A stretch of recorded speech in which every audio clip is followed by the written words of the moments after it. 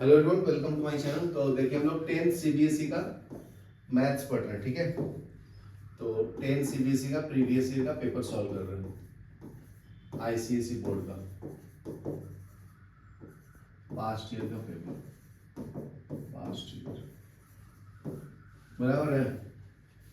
तो देखो 7th का फर्स्ट में देखो, in the given figure from the top of the building A B, ये आपका बिल्डिंग है ए बी, ठीक है। Angle of depression of the top and bottom of vertical lamp post C D, यहाँ पे एक लैम्प पोस्ट लगा दिया है सीडी, ठीक है।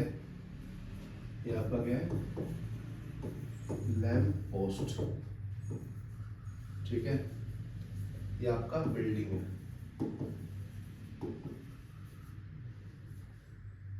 इसका हाइट कितना है 60। The angle of depression of the top and bottom, ठीक है। तो ये इसका टॉप है, इसका लैम्प पोस्ट का ये बॉटम है ना, ये आपका टॉप है, ये बॉटम। तो उसमें क्या बोला है कि टॉप का एंगल कितना है जी 30 डिग्री, मतलब यहाँ से एंगल ऑफ डिप्रेशन, तो ये आपका 30 डिग्री है, तो ये भी कितना होगा 30 डिग्री बराबर। फिर बॉटम, तो ये आपका बॉटम है, तो इसको कनेक्ट कर दो, इसका एंगल 60 डिग्री है, तो ये भी कितना होगा 60 डिग्री, अल्टरनेट एंगल ना। तो सॉल्व कर लो, बहुत simple. Find the distance between A B and C D, मतलब ये आपको निकालना है, एक्स निकालना है, ठीक है। ए बी बोला है ना, ए बी। हाँ, A B distance between A B and C D, अच्छा, ये दोनों के बीच का डिस्टेंस, ये एक्स हुआ, बी एंड सी डी, समझा। And height of the lamp post, और इसका हाइट निकालना, किसका लैम्प पोस्ट बराबर, ये वाला ना, समझा। तो दो ट्रायंगल दिख रहा तुम्हें, ये कितना है 60 डिग्री, ये कितना है 30 डिग्री 60, और ये एक्स, समझा। तो नाम लिख लो खाली, ए tan 60 से आ जाएगा, बी और ये C. tan of 60 degree is equal to 60 upon X, 1 होता तो ये हो गया √3 into X is equal to 60, तो X is equal to 60 upon √3 बराबर ना। हाँ, नेक्स्ट ट्रायंगल बना लो ऐसा, सर tan 60 1 होता है ना, tan 45 1 बेटा, यहाँ लिख लो, हाँ, tan 45 1, tan 60 upon 3, tan 30 1 upon √3, ये दोनों का एक दूसरे का उल्टा ही है, अच्छा, समझा। तो ये x ना, और ये 30 डिग्री, तो ये मान लीजिए h लिया हूं, तो इसको स्मॉल h ले लेता हूं, ठीक है। तो ये तो x तो पता चल गया ना इक्वेशन 1 से, कितना है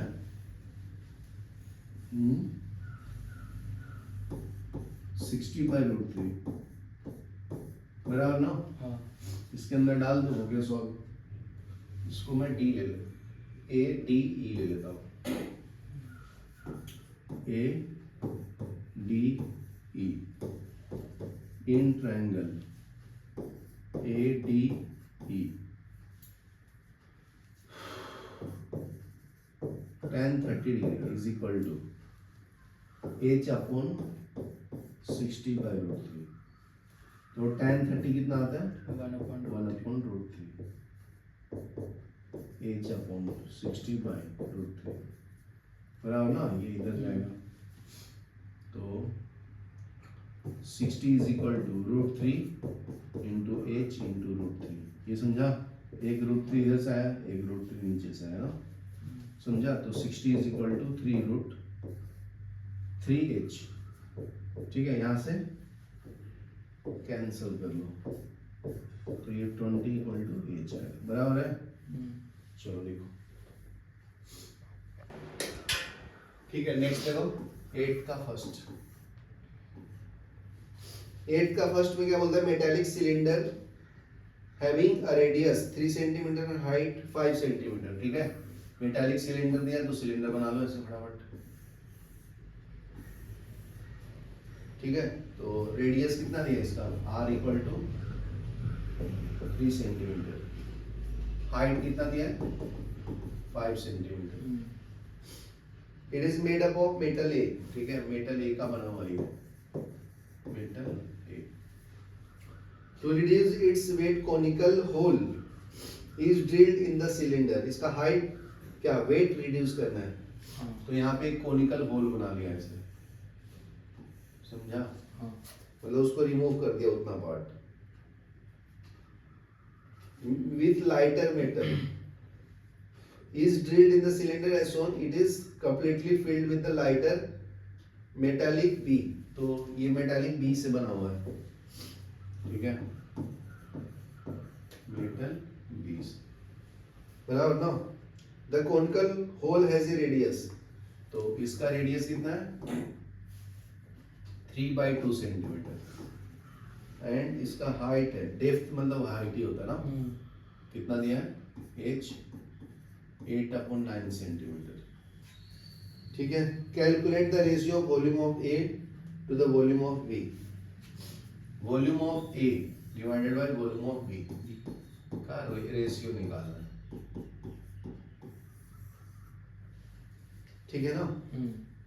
तो निकालना बहुत सिंपल है। इफ द फोर्थ है, हाँ ये तो दूसरा पार्ट है। चलो देखो सॉल्व कर देता हूँ। तो क्या करो, रिमेनिंग का वॉल्यूम चाहिए ना, तो पहले रिमेनिंग का निकालो। पूरा सिलेंडर में से ये वाला एरिया वॉल्यूम माइनस कर लो, तो वॉल्यूम ऑफ रिमेनिंग सिलेंडर आ जाएगा, बराबर ना? समझा? तो निकाल लेता हूँ वॉल्यूम ऑफ सिलेंडर, तो volume of metal A is equal to volume of cylinder minus volume of cone is equal to pi R square H minus 1/3 R square H. ये समझा? ये वॉल्यूम ऑफ सिलेंडर है, volume of cone है। तो calculate कर लो। पाई, इसका are कितना है? 3 है ना, तो 3 का स्क्वायर, एच कितना है इसका? 5 माइनस 1/3 पाई, आर कितना है? 3/2 का स्क्वायर, एच कितना है? 8/9, बराबर ना? हाँ। तो ये कैलकुलेट कर लेगा, वॉल्यूम ऑफ मेटलिक वायर आ जाएगा, बराबर ना? तो कैलकुलेट कर लो। तो पाई बाहर ले लेता हूँ, और क्या ले लेता हूँ? 3 का स्क्वायर भी ले लेता हूँ, तो इसमें क्या बचेगा? 5 माइनस 1/3 इंटू, इसमें स्क्वायर कॉमन लिया तो नीचे 4 आएगा ना, ये 8/9, ये समझा? इससे कैंसिल 2 टाइम में।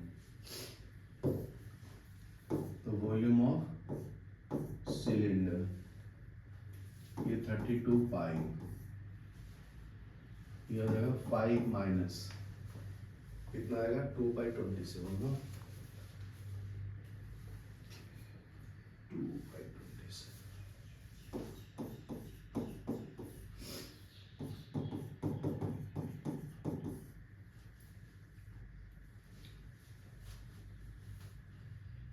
ये मैं 32 क्यों लिख रहा हूँ? 3 का स्क्वायर है ना। हाँ, तो 3 का स्क्वायर ही तो है, अपने 32 क्यों लिखा?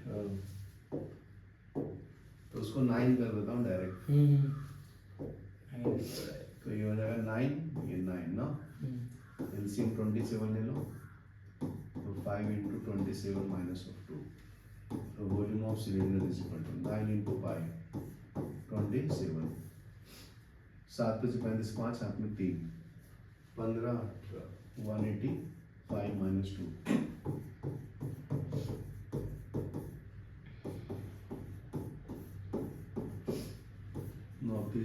ना 183 होएगा ना, और कट कर दो डायरेक्ट। ठीक है ना, अभी तक इधर कर दो। 27 के 3 है,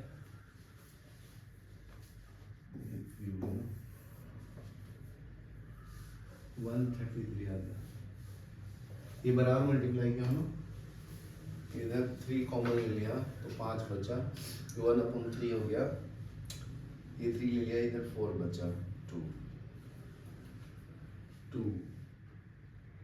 27 135 आता है ये।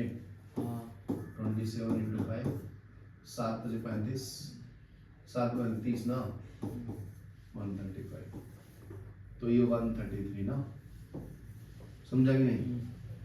तो volume of cylinder 133 pi upon 3 आएगा ना, यहाँ तक क्लियर है? अभी नेक्स्ट देखो, volume of metallic conical volume निकाल देंगे तो आ जाएगा वॉल्यूम ऑफ कोन कितना होता है? वॉल्यूम ऑफ कोन मतलब कैपेसिटी ऑफ कोनिकल होल ना, तो ये कितना आएगा जी? 1/3 पाई स्क्वायर एच ना, तो इस पाई को लिख दिया, आर कितना है? 3/2 का स्क्वायर इनटू एच कितना है? 8/9 बराबर है। तो ये कर लो 1/3 इंटू पाई, ये 9/4, ये 8/9, तो 9 से 9 गया, 4 से 2 टाइम्स हो गया ना, तो 2 पाई बाई बराबर है। तो दोनों को डिवाइड कर लो, ये आपका वॉल्यूम ऑफ ए हो गया, वॉल्यूम ऑफ बी हो गया, तो आंसर आ जाएगा ना, समझा कि नहीं समझा? डिवाइड कर लो, आंसर आ जाएगा। क्या आता है भाई? नेक्स्ट पेज पे कर दो। नेक्स्ट पेज पे कर दूँ, वो याद रखो कितना है, volume of A divided by volume of B 133 pi upon 3 ना, और ये कितना था? ये था 2 पाई बाई 3, 2 पाई बाई 3 से 3 गया, पाई से पाई गया, 133/2, ये रेशियो आ गया ना जी। यहाँ क्लियर है? चलो लिख लो।